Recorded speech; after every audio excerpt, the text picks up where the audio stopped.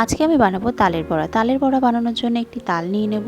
তালটির খোসা ছাড়িয়ে আটিগুলো বার করে নেব এবং আটিগুলো একটি ঝুড়িতে চেঁচে তালের পাল্পটা বার করে নেব।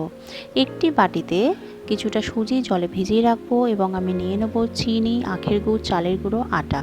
তারপরে তালের পাল্পের মধ্যে আমি দিয়ে দেবো ভেজানো সুজিটা এবং দিয়ে দেবো এক বাটি চিনি ও দিয়ে দেবো কিছুটা আখের গুড়। তারপরে আমি দেব কিছু পরিমাণে আটা ও চালের গুঁড়ো। দেওয়া হয়ে গেলে ভালো করে মিশিয়ে নেব।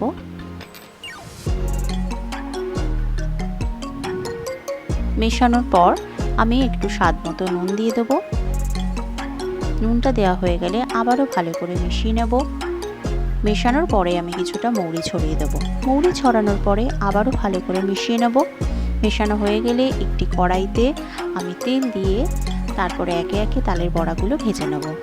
আপনারা যখন তালটি কিনবেন তালটি দেখে কিনবেন যেন মিশ কালো হয়, তাহলে তালটা খেতে মিষ্টিও হয় এবং তিতো ভাব থাকে না। তারপরে তালটা লাল লাল করে ভাজা হয়ে গেলে বড়াগুলো আমি আস্তে আস্তে একটি পাত্রে তুলে নেব। এইভাবে করলে তালের বড়াটা খেতে খুবই ভালো হয়।